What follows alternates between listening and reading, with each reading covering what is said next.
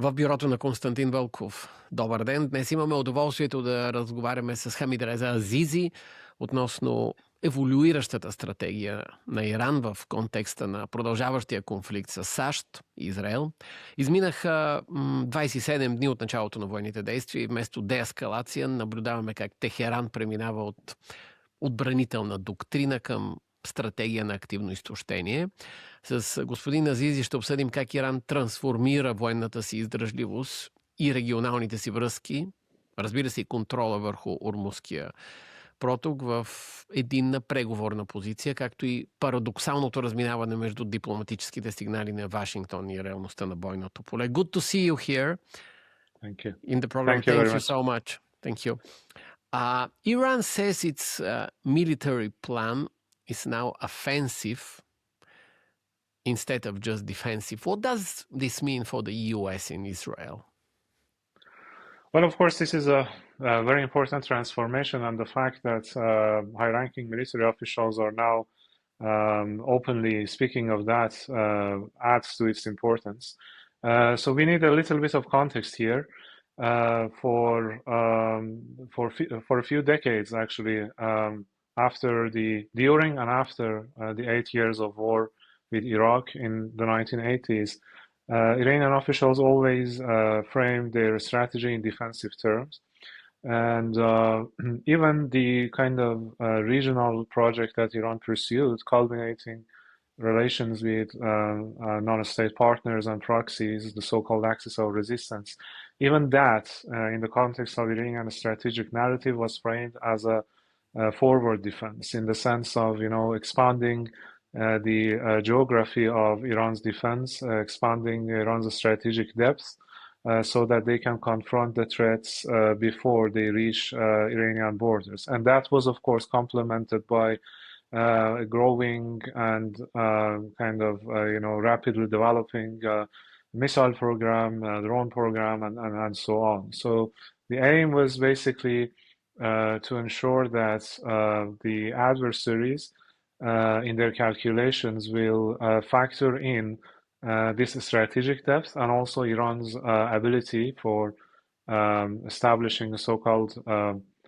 deterrence by punishment, and then that would deter them from attacking Iran. So it was a hybrid doctrine, I would say, a combination of deterrence by denial, in the sense of those actors being those non-state actors, Iran's allies being the front line in any confrontation, and then deterrence by punishment, Iran's missile and drone program. But what happened actually since October 7th, after the start of the Gaza war, was that this strategic depth started to shrink.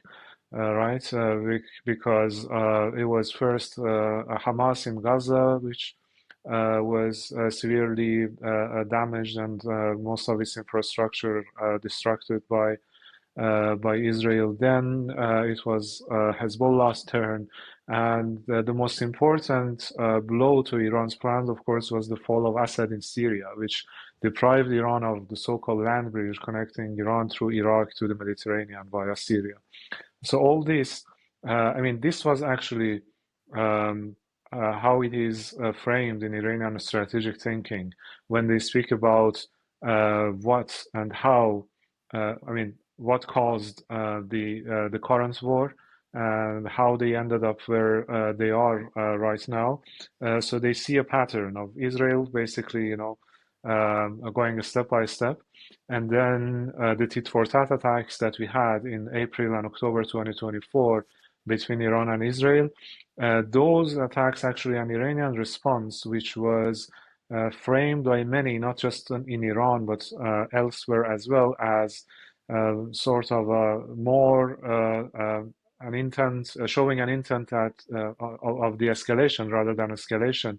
They were interpreted as Iran's deterrence by punishment also not working in the sense that it was supposed to. So now what they want to do is to re-establish whatever is left, or better to say, revive whatever is left of its deterrence by denial capacity, like Hezbollah entering into the fold and the Iraqi groups, but also in a rather more offensive way than before. So these groups are, especially Hezbollah, seems to be all in now with whatever capabilities left, and at the same time to double down on the punishment elements of their military program, which is their missiles and drones. And since day one of this conflict, I saw this notion of escalating one step above the adversary, above the threshold set by the adversaries. So this is what they mean basically by moving from defense to offense, plus the emphasis that the leverages that they have created in these past 3 weeks, especially in the Strait of Hormuz, they are not going to abandon it like easily with just a ceasefire or something. So that's how it's all framed within Iran's strategic thinking. Mm-hmm. So why is this mantra, let's say, that Iran is actually winning by just staying in the fight? And why does Iran want a long war finally instead of a quick ceasefire? Well, in one word, the response to both questions would be asymmetry. And this is quite clear in the actual military capabilities, in the hardware, and also in software in terms of intelligence, I mean, and technology. So in all these elements, there is a big gap between the potential and capabilities of Iran on one hand and Israel and the United States on the other. At the end of the day, we shouldn't forget that we are speaking of a country which has been under sanctions for almost 4 decades, especially arms embargo. Whatever they have is either purely indigenous or indigenous, rather reverse engineered versions of some things that other countries have provided to them, like North Korea, like China, like Russia, etc.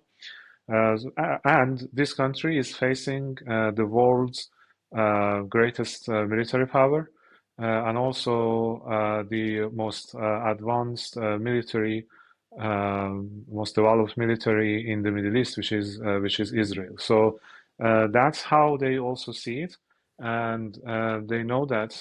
And by the way, this has been there already since the war with Iraq, because even back then, the sense of asymmetry appeared. I mean, a short while after the start of the war. Iranian military at the time was quite advanced, of course. You know, we are speaking of 1979, the army that the Shah had built. Yes. They had the most advanced fighter jets, F-14 at the time, also F-4 Phantoms. You know, they were very essential in enabling Iran to sustain the war. But toward the end of the war, when Saddam started firing missiles toward Iran, that asymmetry started to become clear. So from that time onward, and given that the sanctions were already there and embargoes, they built their whole military doctrine based on the notion of asymmetry. I was listening to something, some statements by General Amir Ali Hajizadeh, the former commander of the Iranian Aerospace Force, which was killed in the 12-day war in June.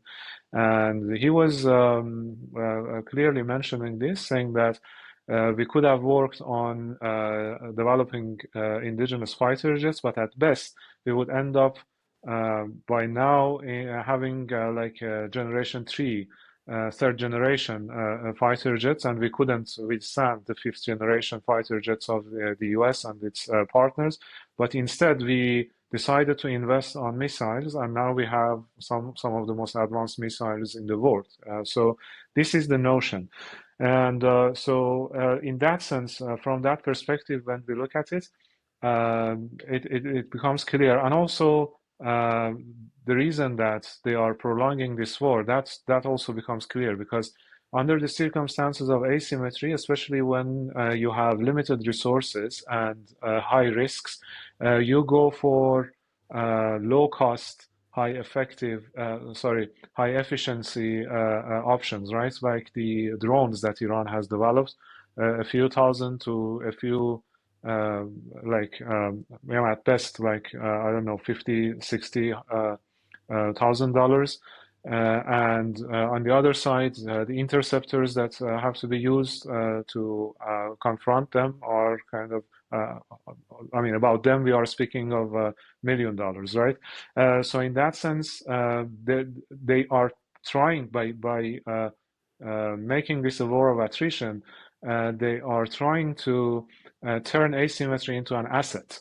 And they know that although of course, their stockpile of ballistic missiles is not infinite, but so is not the stockpile of intercepting missiles that Israel and the United States have. So this is one thing. And another element which goes hand in hand with this one is their leverage at the Strait of Hormuz. So the longer it takes, the more serious effects on the global economy. And that way, if we refer back to their narrative, that's the way they want to ensure that the war is not going to happen again. So increasing the cost to the extent that even contemplating a repetition of this war would be costly for the adversaries. I read today that the Gulf states issued a joint statement. It is not the first time the Gulf states have issued a really strongly worded statement condemning Iranian attacks, obviously on energy infrastructure and facilities, which is part of this Iran strategy. But is it working? Iran is attacking countries like Kuwait, Bahrain, Qatar, Jordan. Is it working, this strategy? You mean the strategy of the Gulf states? Yes. Yes, the strategy of the Gulf states, only with strong worded statement. It doesn't seem to be working for a few reasons. First of all, we need to understand that for the Iranian leadership, and I must say increasingly also for the Iranian intellectual elite as well, this is seen as an existential war. So first it was seen as an existential war for the regime. Now with the statements by people like Lindsey Graham, for example, speaking of a 2,000 years battle that they are now going to win, this is also increasingly being framed as such by the Iranian elite as well. So in an existential war, you resort to the options that in normal circumstances would look or seem suicidal. That's why they went for such extreme measures like attacking Gulf countries and also disrupting, although still not closing, the Strait of Hormuz. And then again, back to the concept of asymmetry. One way to not overcome at least, but at least reduce this gap between their potential and the potential of the adversaries is to target the enabling infrastructure of what makes this asymmetry stand out. So we know that Israel's defense, it's not just about the three layers of defense like short-range, mid-range, long-range missile defense systems that they have. It's also built on the assumption of a regional network of radar and early warning systems supporting this and working as the kind of first step toward deterring the threats against Israel. So if we put ourselves into the shoes of the Iranian decision makers, which is not the safest thing to do these days, but theoretically, they probably have reached the conclusion that there's no other way to make strikes on Israel effective, and also to deter the United States itself from escalating unless they target this enabling infrastructure. This is first. Second, there is a difference when it comes to the pattern of attacks, the intensity of attacks, and the political messaging accompanying the attacks when it comes to different Gulf states. So it's not the same. We see, for example, the harshest rhetoric, and also at the same time, in terms of target sets, the broadest target set in the UAE and also Bahrain to some extent. Why is that? Because already before the war, as I was following the debates in Iranian strategic community, there was this concern that if a war happens, one of the things that will one of the consequences probably at the regional level would be the UAE either pushed by or supported by Israel taking over the three disputed islands in the Persian Gulf. And we know how strategically important they are. I mean, currently, in the current circumstances, for example, sort of enabling not as the primary factor, because the primary factor is Iran owns islands, but these three as the backup for Iran's own island, and also increasing the Iran's territorial waters to the point that they can claim to be in control of their own territorial waters in the Strait of Hormuz, also legally speaking. So there was this concern that this may happen, and that's why they went even somehow preemptively, although they continue to frame this as targeting the US interests or US affiliated interests in the region, but they went also preemptively against UAE, and hence the notion of shifting from defensive to offensive. And finally, so that's another point to keep in mind regarding the Gulf states.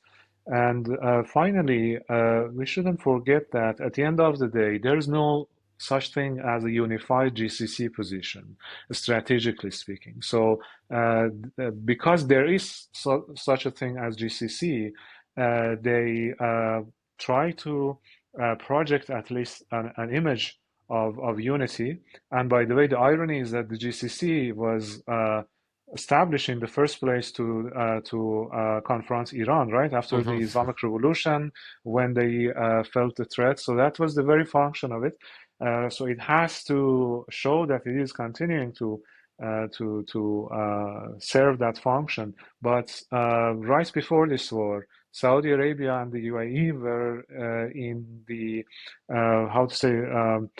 strongest rivalry or clearest rivalry in their history, maybe in the Red Sea, in Yemen, in other places. Qatar and the UAE have not been really going along very well. Oman tries to, I mean, just look at the Omani positions. They literally support Iranian arguments that these are defensive, like reacting, not defensive from their point of view, but of course they are reacting to the threat. So all these matters, like the kind of difference in how Iran is targeting and also viewing these countries, the difference in the viewpoints of these countries themselves, and also the fact that, as I mentioned, as the first factor, the whole US military architecture in the region was meant primarily to defend Israel rather than defend these countries. All this has led to somehow ineffectiveness, at least so far, of the GCC strategy vis-a-vis Iran. Speaking about GCC, it is important, apart from unity and security, obviously, that the important thing was economic integration, based, obviously, like it was established, like its primary driver was to protect member states from Iran during the Iran-Iraq war. But you said existential war, even for the Iranian elite. But isn't it, speaking in economic terms, the Iranian regime in existential economic crisis? I mean, what might come after Khamenei, after Larijani, economically speaking?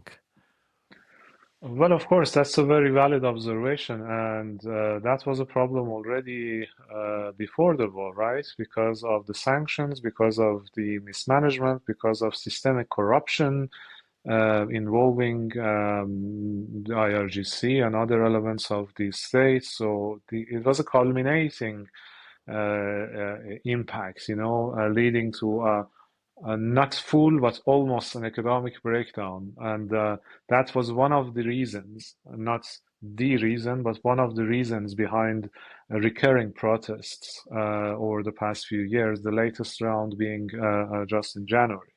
And of course, there was this understanding among the Iranian leadership that as long as sanctions persist, there's not much they can do, because they did reach out to non-Western partners like Russia and China especially, but at the end of the day, everyone cares about their own interests. And for China, for example, China benefited a lot from Iran being under sanctions, buying Iranian oil with huge discount for a long time.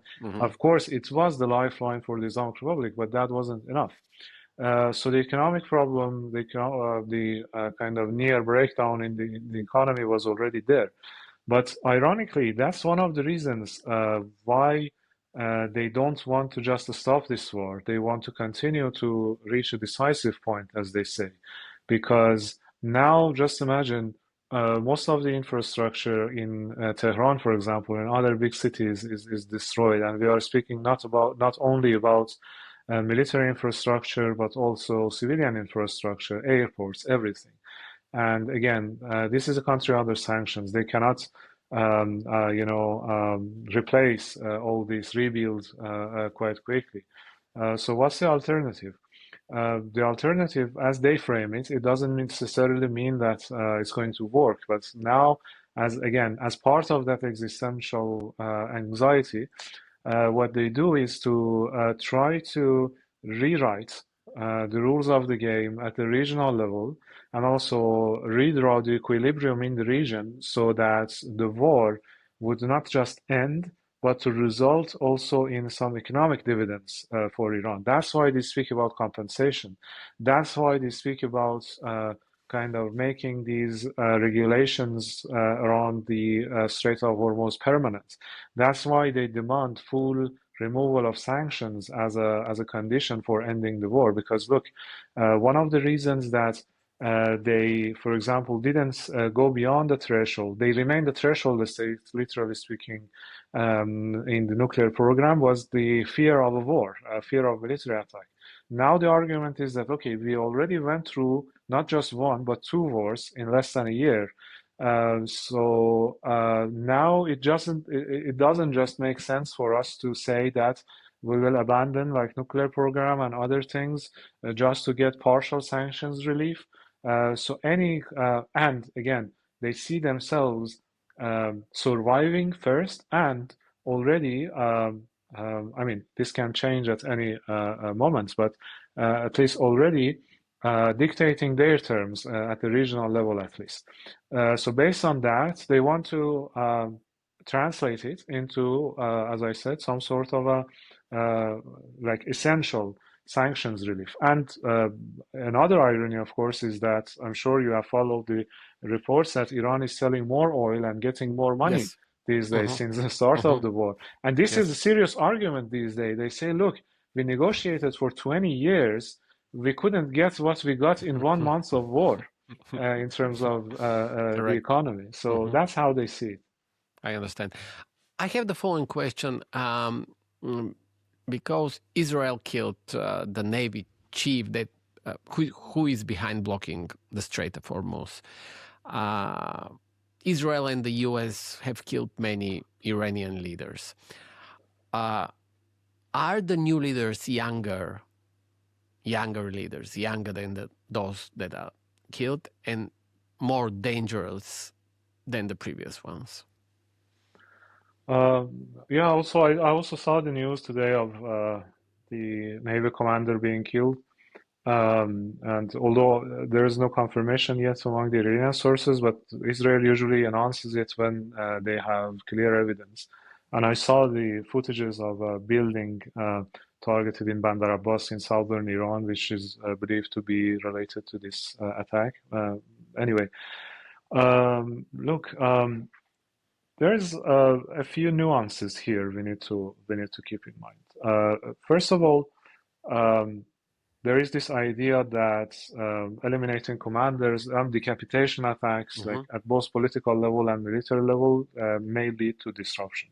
Theoretically, that's correct, and also practically, we can assume that someone who's been in charge of this for quite some time has more experience, has more kind of also knowledge of how this fits into Iran's broader strategy and everything. So that may lead to some tactical disruptions as well. But two things. First, for quite some time, at least after the 12-day war, and this is something that the Iranian officials and state media have publicly spoken about, they were thinking of this scenario of actually all the commanders, all the top commanders being targeted in just one shot.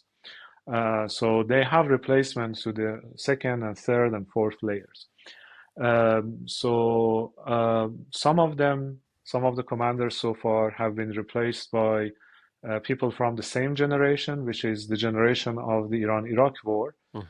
But as these decapitation strikes continue, there's a whole layer that is being removed, and the second layer, which is the commanders without direct experience of the war with Iraq, but instead experience of the post-2003 Middle East, the war in Iraq, working with regional partners, etc. They are increasingly coming to power. So we still don't know in this specific case in the naval forces of the IRGC who's going to take over.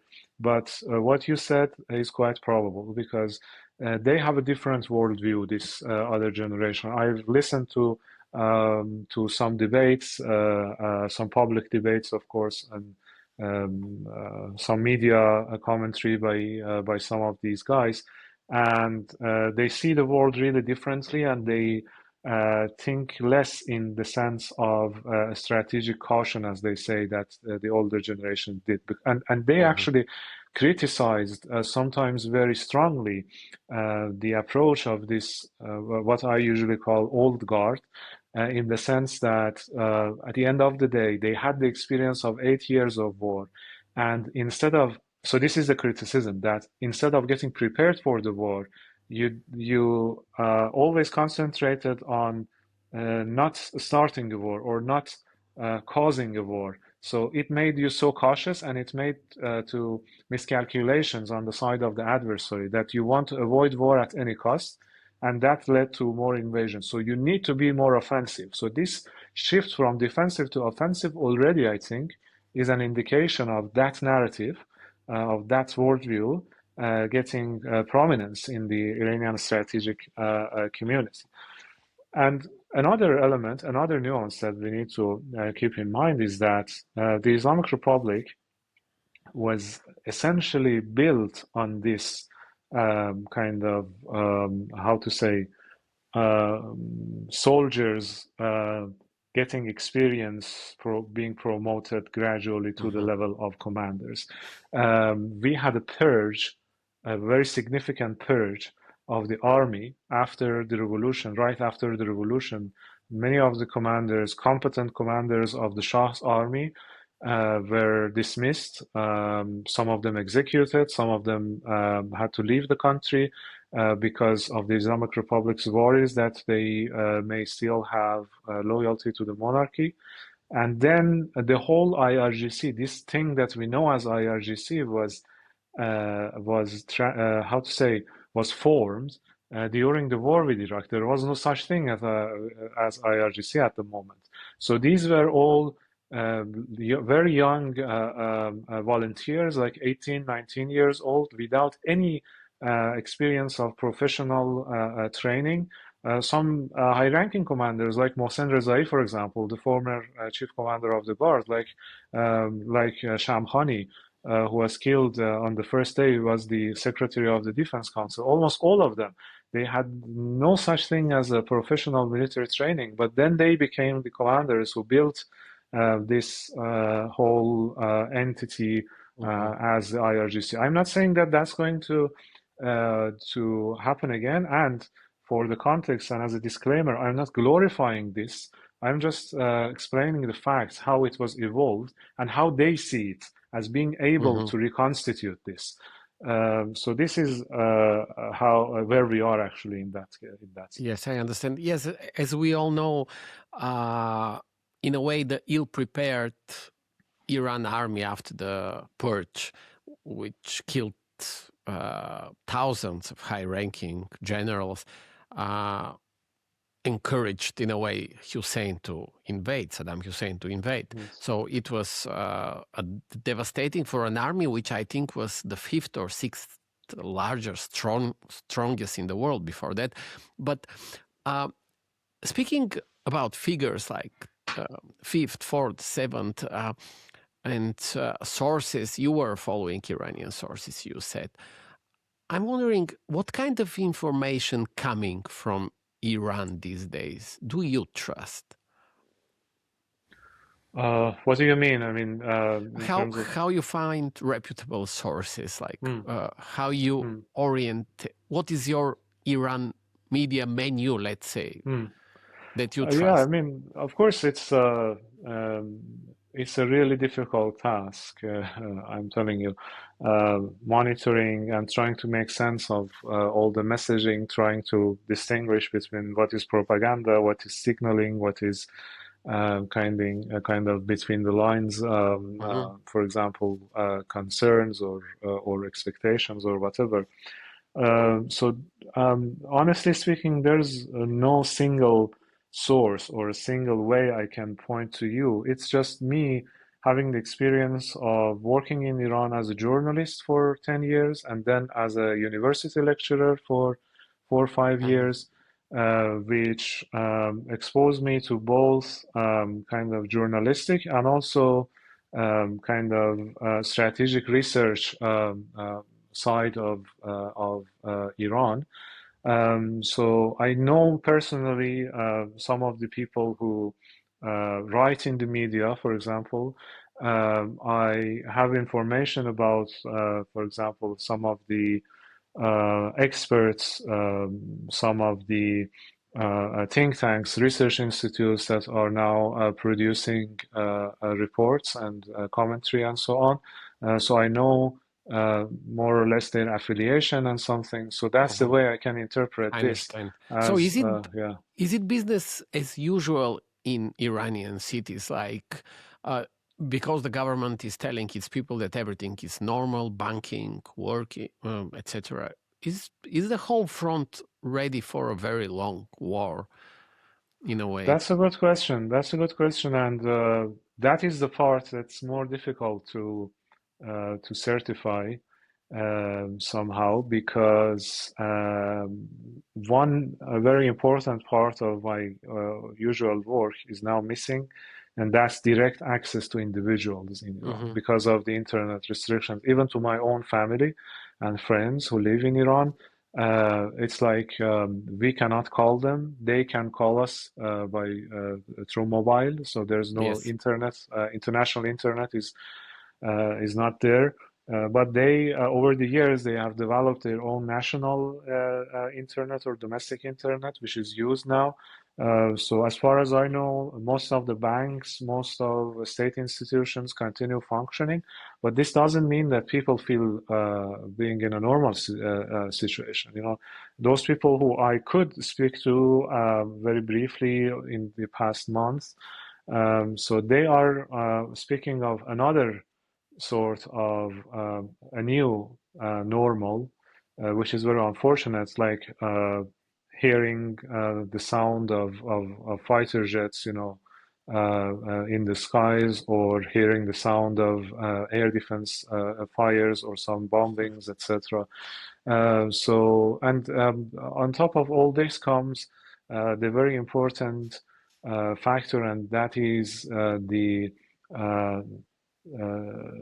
dissatisfaction, or I would say detest of majority of the Iranians of the Islamic Republic. So we shouldn't forget that just in January, like 2 months ago, there was a massacre in the streets of Tehran by the government. Thousands of people were killed when they were protesting. And before the war, there were I would say, significant part of there was significant part of the society which was somehow hopeful that there could be some limited military operation by the United States, something like Venezuela, taking out a few officials, and then there could be a regime change and so on. But now we are almost 1 month into this war, and people are getting increasingly disillusioned. And you hear this quite frequently from many people who say that, they really feel being stuck between a rock and a hard place. So a regime that is suppressive and now doubling down on the internal repression because of the war situation and all the concerns that comes with it. So a lot of arrests, executions, everything is happening now.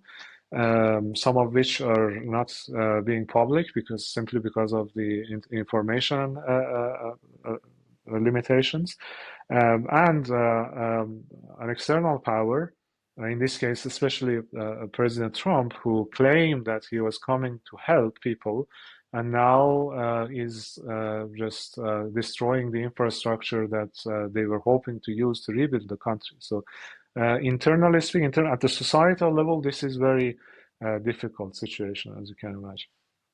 Finally, Trump is talking about diplomacy. Iran is still fighting. Iran claims, correct me if I'm wrong, that Trump's move toward talks proves that resistance is working. Yes. So do the Iranians see diplomacy as a sign of United States weakness? Not necessarily as weakness, I would say, as a sign of Trump facing the realities of the situation. I'm not sure to what extent it is actually the case, given all the reports that Trump is being presented with just 2 minutes briefings every day, which only highlights the success. And honestly, when I listen to him, it does really sound as if he lives in an alternative reality. But apart from that, what matters on the Iranian side, they see this as an indication that, as I said, their strategy is working, and the very fact that the narrative, Trump's narrative, rhetoric, whether to say, has shifted from regime change and unconditional surrender to proposing terms.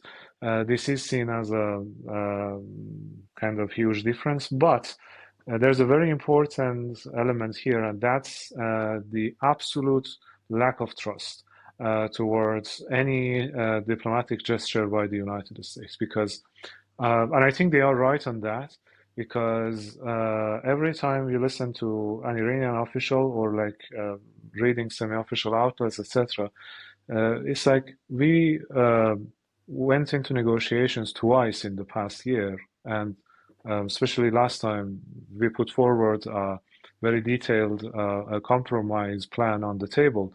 Both times, the diplomacy was betrayed by the United States, and we were attacked. So it's not that they don't want to end this war. Obviously, as I said, it's all aimed at ending this war, of course, on their terms. But this kind of, as I said, absolute lack of trust is a challenge here, and especially these days. In just past couple of days, the Iranian commentators, as I follow, they refer to the troops movements.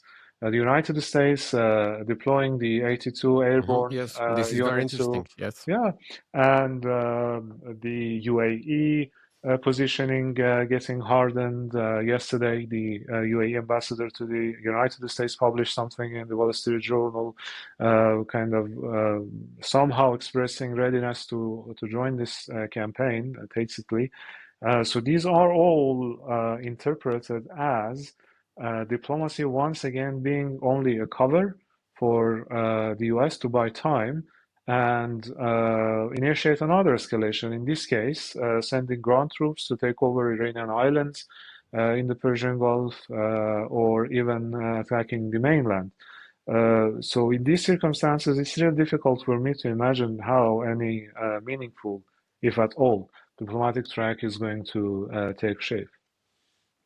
So, so to summarize about boots on the ground in Iran, what might look like, is there a single word that about, is it feasible? What is the cost of entry? What are the primary dangers? What is the strategic purpose? A single word that can summarize the fears of boots on the ground? Well, it really depends how it's going to be implemented. We have seen a lot about Khark Island being a potential target, but it's not clear to what extent it's going to really lead Iran to reopen the strait. So the idea here would be to take over Khark Island so that Iran cannot sell oil. But the immediate effect would be another spike in the oil prices, because Iran's oil would be out of the market as well, right? And then at the same time, operationally speaking, the Khark Island is located on the other side of the strait. So the operation has to be done either through the strait or through one of the regional countries. And Iran has already threatened that in that case, they are, I mean, not officially, but through official channels, sources, saying that the shores of the UAE and Bahrain will be targeted, like sending ground troops there by Iran. So the stakes are high. But another plan might be to shift the troops toward the kind of, how to say, eastern side of the strait. To send troops to take over Chabahar and the areas around it on Iran's southeast. But in that case also, the problem would be how they are going to, I mean, entering into the country is one thing, but sustaining it. Sustaining is exactly, that's thing. another thing. Yeah. Yes. Hamidreza Azizi, thank you so much for joining the program, and hope to see you soon in Berlin one day. It was a pleasure. Thank you very much Thanks for so much. having Have a me great and for day. your excellent questions. Thank you. You too. Bye-bye. Thank you. Bye.